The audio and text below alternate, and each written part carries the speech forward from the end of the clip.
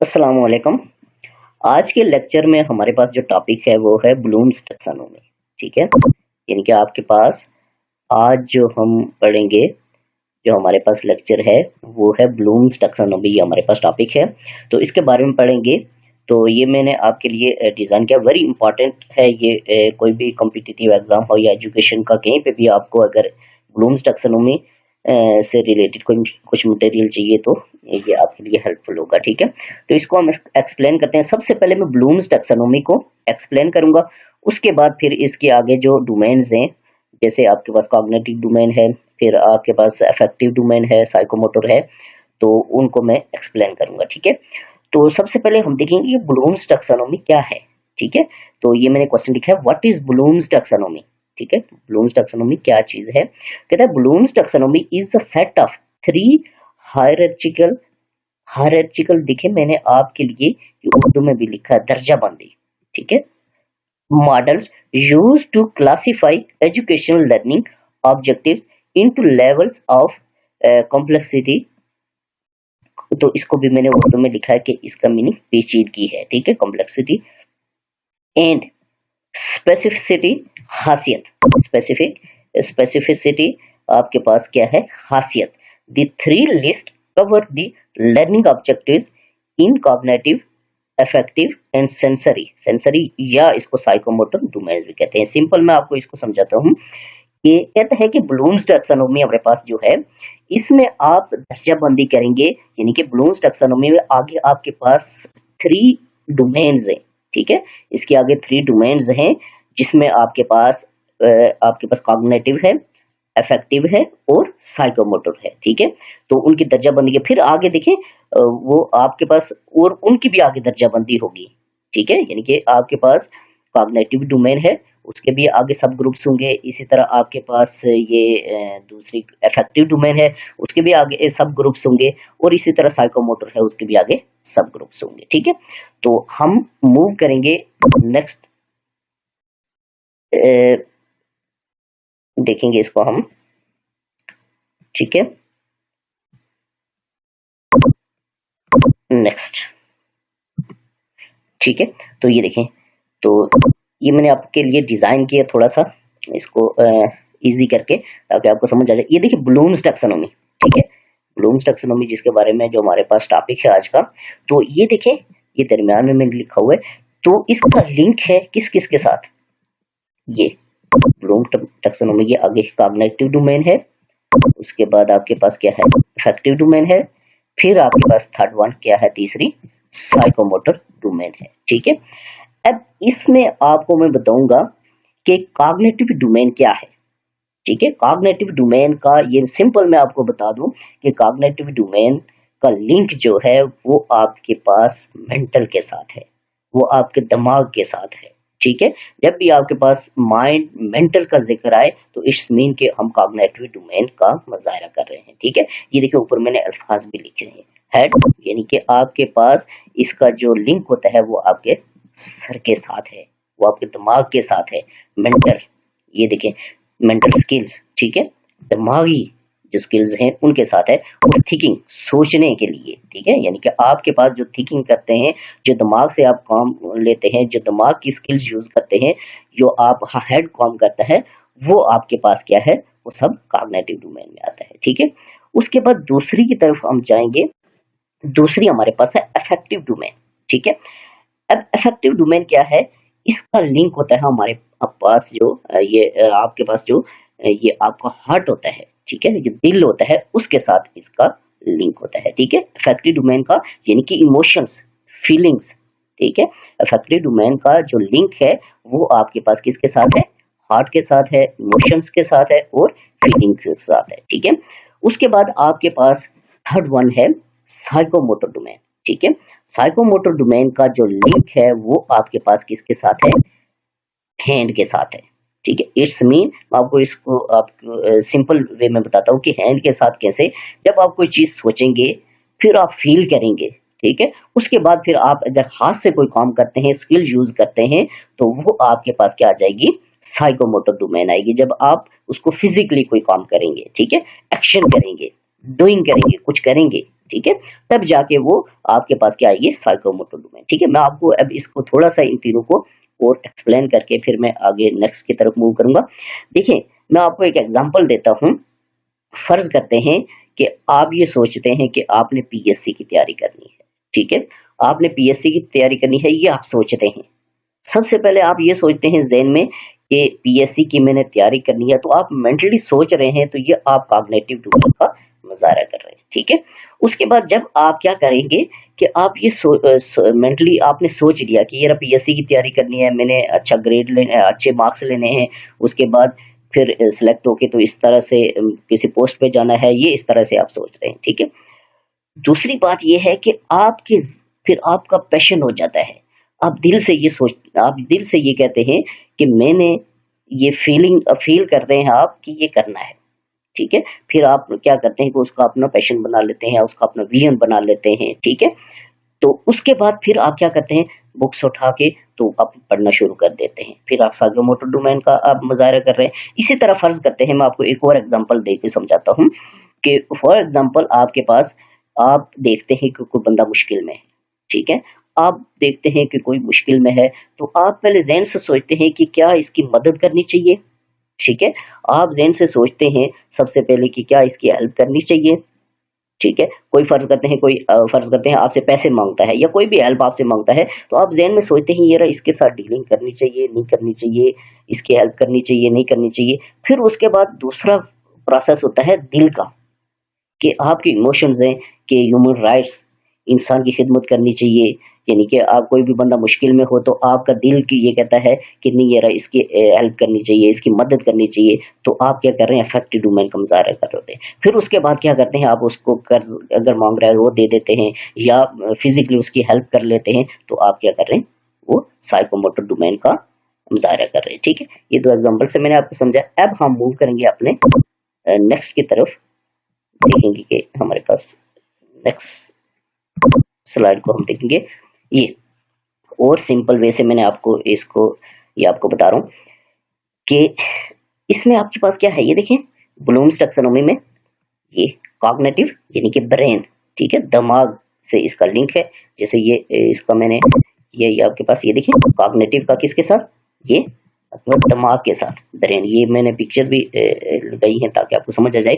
Plus, ठीक है, जब आपके पास इसको ऐड करेंगे किसकी, हार्ट के साथ, ठीक है, अफेक्टिव डोमेन, फिर प्लस आप करेंगे साइकोमोटर, हाथ से वो काम करेंगे, स्किल्स यूज करेंगे। ठीक है, तो फिर आपके पास ये तीनों मिलके, इन तीनों को आप जमा करेंगे तो ये आपके पास क्या बन जाएगी, ये फिर आपके पास ब्लूम्स टैक्सोनॉमी बनती है। ठीक है, तो नेक्स्ट हम मूव करेंगे,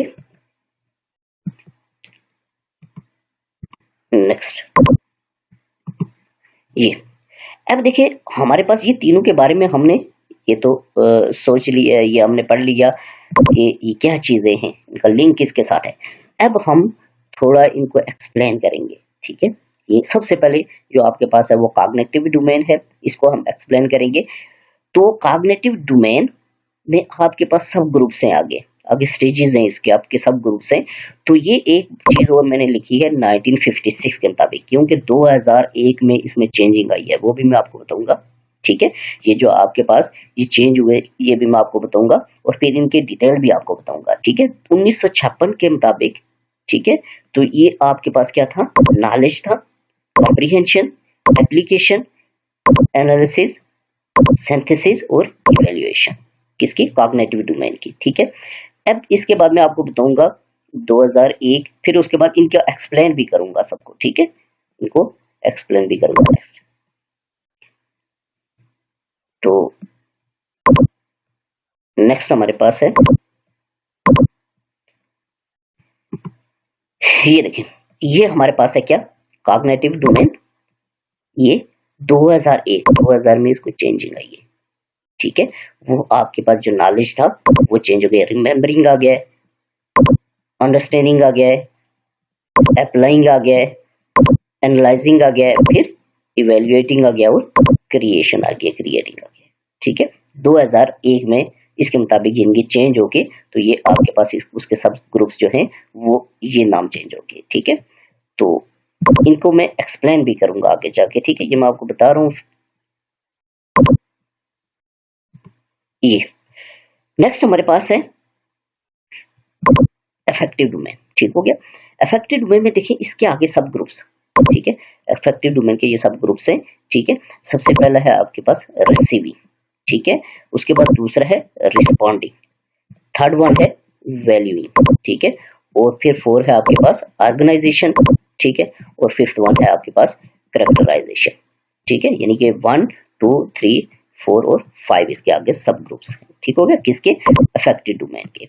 ठीक है, एक्सप्लेन यहाँ पे नहीं कर रहा हूँ मैं, आपको फिर बता रहा हूँ कि आगे जाके मैं आपको बताऊंगा इनके बारे में डिटेल से। ठीक है, नेक्स्ट हमारे पास है साइकोमोटर डोमेन। ठीक है, अब देखिए साइकोमोटर डोमेन में क्या कहता है, बेस्ड ऑन, ये भी याद रखना आपने कि किस, बेस्ड ऑन डेविस टैक्सोनॉमी 1975 इसके मुताबिक। ठीक है, सोशल साइंस है, चेंजिंग होती रहती है वक्त के साथ, तो ये सबसे पहले ये इसके ये आपके पास इसके सब ग्रुप्स हैं, इनको हम देखेंगे। फिर सबसे पहले ये देखें आपके पास लिखा हुआ है इमिटेशन, रिफ्लेक्स मूवमेंट्स। ठीक है, फिर एक आपके पास है मैनिपुलेशन, बेसिक फंडामेंटल्स मूवमेंट से लिंक है इसका। उसके बाद प्रेसिशन इसका फिजिकल एक्टिविटीज से। फिर आपके पास आर्टिकुलेशन स्किल्ड मूवमेंट से है लिंक। फिर आपके पास नेचुरलाइजेशन इसका नॉन डिस्कर्सिव कम्युनिकेशन से लिंक है। ठीक है, तो नेक्स्ट हम मूव करेंगे आगे, इनको मैं एक्सप्लेन करूंगा, ये मैं आपको बार बार बता रहा हूँ कि इनको हम आगे देखें। ये साइकोमोटर के देखें वो हमारे पास 5 थे ना, तो ये भी है। ठीक है, ये भी आप देखें, इसमें आपके पास क्या है, एजिलिटी, उसके बाद ये स्पीड, स्ट्रेंथ, एंड्योरेंस, प्रिसिशन, उसके बाद फ्लेक्सिबिलिटी। ठीक है, ये भी है, ये देखिए 1 2 3 4 5 6, ये भी साइकोमोटर के हैं। ठीक है, ये अब हम सबसे पहले एक्सप्लेन करेंगे कि इसको कॉग्निटिव डोमेन को। ठीक है, इसको आपने गौर से देखना है, वेरी इंपॉर्टेंट है कि ये क्या चीज है। तो कॉग्निटिव डोमेन में क्या कहते हैं, द कॉग्निटिव डोमेन। ठीक है, इन 1956 कहते हैं 1956 में original version of the taxonomy, the cognitive domain is broken into the 6 levels. ठीक है, 1956 के मुताबिक, 1956 में original version of the taxonomy कहता है कॉग्निटिव डोमेन जो है वो ब्रोकन हुई, उसके सब ग्रुप्स बने कितने, 6। ठीक है, ऑफ ऑब्जेक्टिव लिस्टेड बिलो। ठीक है, इन द 2001 यानी कि 2001 में रिवाइज्ड हुए एडिशन ऑफ ब्लूम्स टैक्सोनॉमी के, the levels have slightly different names and the order is revised. ठीक है, यानी कि उसके क्या कहता है कि आपके पास ये इसके लेवल्स, तो उसके आपके पास 6 लेवल्स ही हैं, लेकिन उनके नेम जो हैं वो क्या हुए, रिवाइज हुए, वो चेंज हुए। And the order is revise, remember, understand, apply, analyse, evaluate and create, वो चेंज होके आपके पास ये बन गए। ठीक है, ये मैंने आपको ऊपर बताए भी थे, अब इनको हम डिटेल से आगे पढ़ेंगे। ये देखें, ठीक है, ये आपके पास, फिर मैंने ये आपको बताया है कि कॉग्निटिव डोमेन 1956 के मुताबिक, ये देखिए knowledge, comprehension, application, analysis, synthesis और इवैल्यूएशन, किसके मुताबिक, 1956। ठीक है, नेक्स्ट आपके पास है, ये देखें 1956 में आपके पास ये थे, ये देखें, इनका आप देख ले, कंपेयर कर लें, ये 1 2 3 4 5 6 ही थे, इसमें भी 6 ही हैं, लेकिन ये नॉलेज जो है ये चेंज हो गया, किसमें, आपके पास ये 1956 में ये थे और 2001 में ये रिवाइज हुए, तो नॉलेज चेंज हो गया, किसमें, रिमेम्बरिंग में। ठीक हो गया, उसके बाद कॉम्प्रिहेंशन चेंज हो गया, किसमें, अंडरस्टैंडिंग में। ठीक है, और थर्ड वन एप्लीकेशन जो चेंज हो गया वो अप्लाइंग में, और एनालिसिस चेंज हो गया आपके पास एनालाइजिंग में, और जो सिंथेसिस है वो आपके पास चेंज हो गया इवैल्यूएटिंग में, और इवैल्यूएशन जो है वो चेंज हो गई क्रिएशन में। ये अपने ज़हन में रखना है लाजमी कि 1956 के मुताबिक ये आपके पास है, आपको पूछ सकता है कहीं पे, आपको कॉम आ सकते हैं, तो 2001 के मुताबिक जो है वो अगर आपसे कोई पूछे तो वो अपने बताना है कि रिमेम्बरिंग, अंडरस्टैंडिंग, अप्लाइंग, एनालाइजिंग, और इवेल्युएटिंग और क्रिएशन है। ठीक है, अब हम इनकी डिटेल से पढ़ेंगे कि ये क्या चीजें हैं। ठीक है, ये देखें, अब इनको हम डिटेल से पढ़ेंगे। कहता है नॉलेज और रिमेम्बरिंग। देखिए नॉलेज हो, क्योंकि ये इसका 1956 वाला है, ये 2001 वाला है। ठीक है, नेम तो रिमेम्बरिंग, नॉलेज या रिमेम्बरिंग जो भी है। ठीक है, वो क्या चीज है। देखिए कहता है नॉलेज इन्वॉल्व्स रिकॉग्नाइजिंग और remembering facts, terms, basic concepts और answers without necessarily understanding what they mean.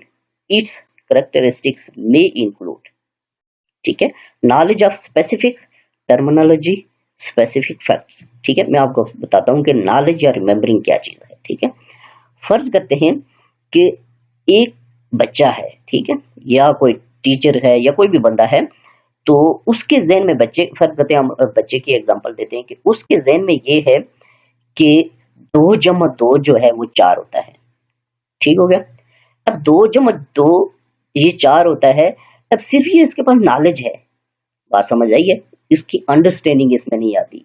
यानी कि 2 को 2 में जमा कैसे करते हैं, किस तरह करते हैं, क्या प्रोसेस है, क्यों करते हैं, या आपके पास इसकी क्या लॉजिक है, ये कुछ भी नहीं उसको पता।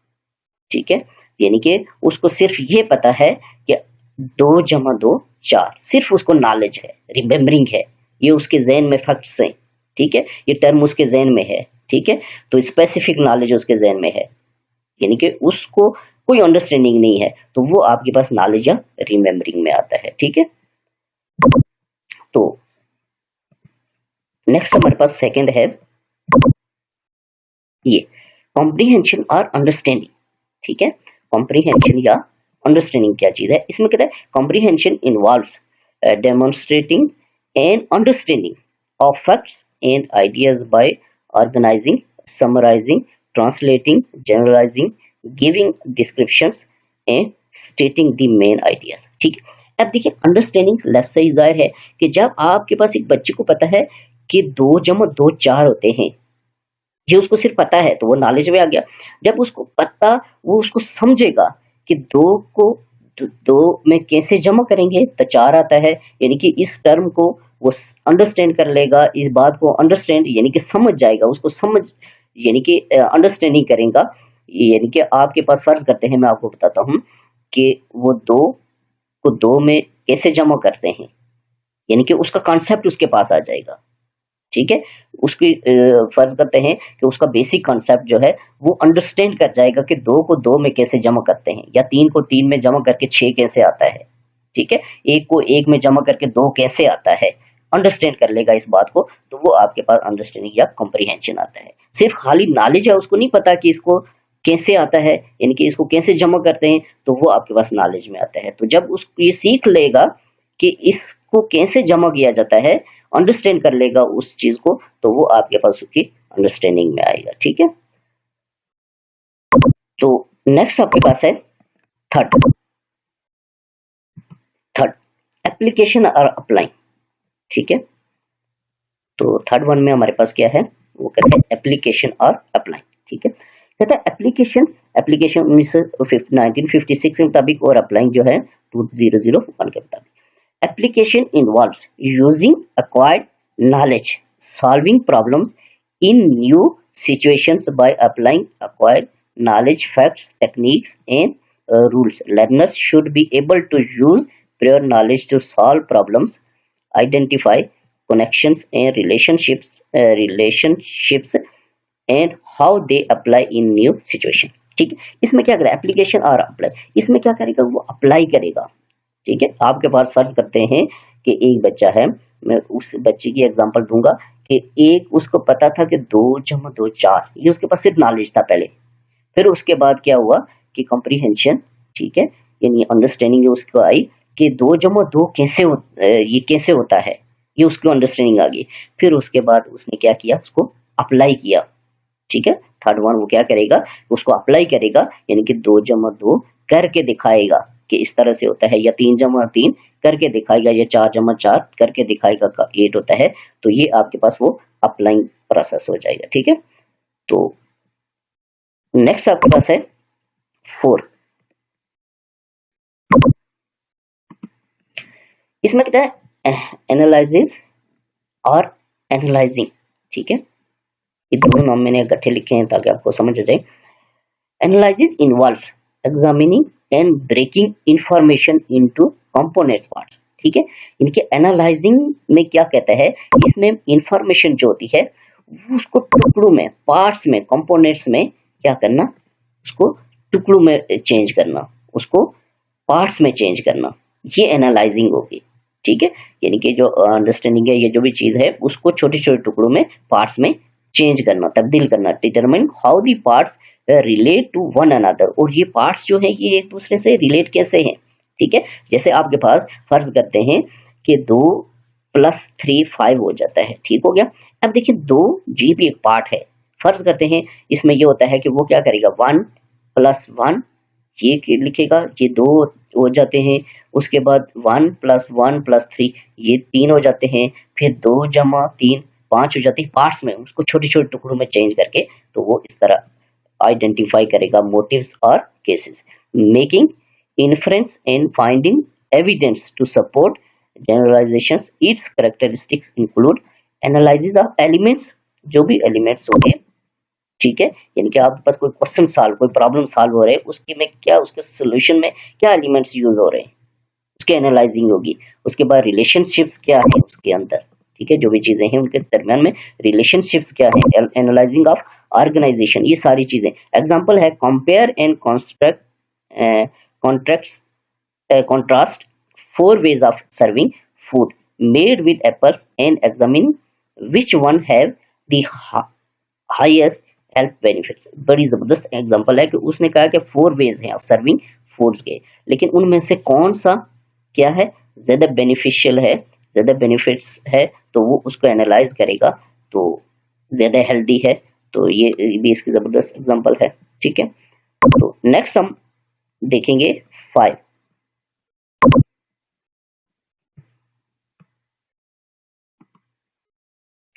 5 को देखेंगे।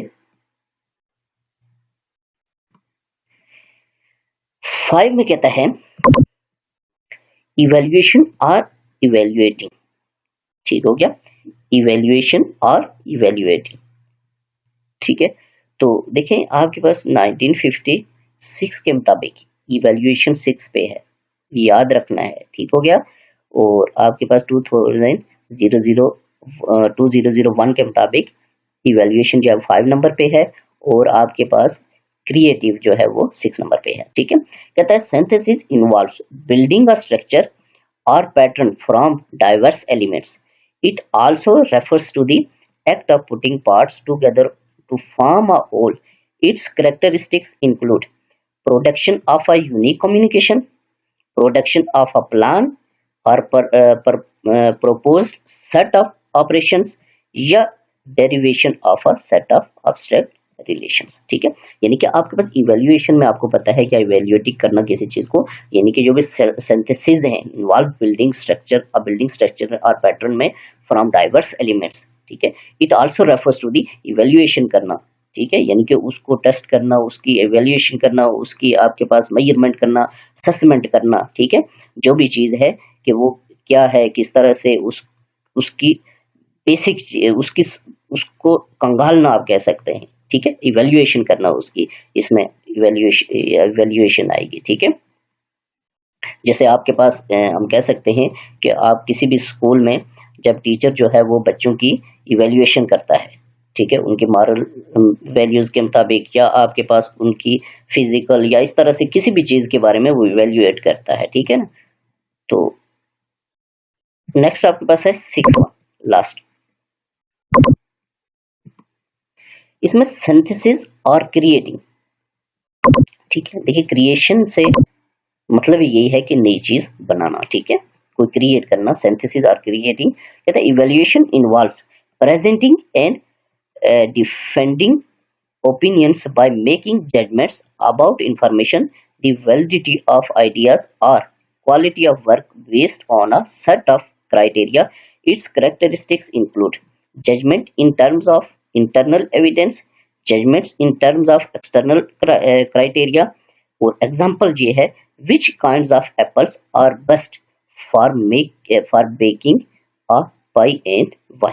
ठीक है, अब देखिए इसमें क्या कहता है क्रिएटिंग में कि जब आपके पास किसी चीज की एवेल्युएशन हो जाएगी, ठीक है, इवेल्युएशन आ जाएगी और उसके बाद आप क्रिएट करेंगे, ठीक है, उसके बाद आप सारी चीजों को जोड़ के क्रिएट करेंगे, आइडिया क्रिएट करेंगे, आप कोई चीज क्रिएशन करेंगे किसी चीज की, ठीक है, जिसमें आपके पास जजमेंट्स होगी किसकी, टर्म्स ऑफ इंटरनल एविडेंस को देख के, एक्सटर्नल एविडेंस को देख के, तो आप एक चीज नई क्रिएट करेंगे, तो ये इस आपके पास सिंथेसिस और क्रिएशन आता है। ठीक है, तो ये आज का लेक्चर हमारा यहाँ तक ही था।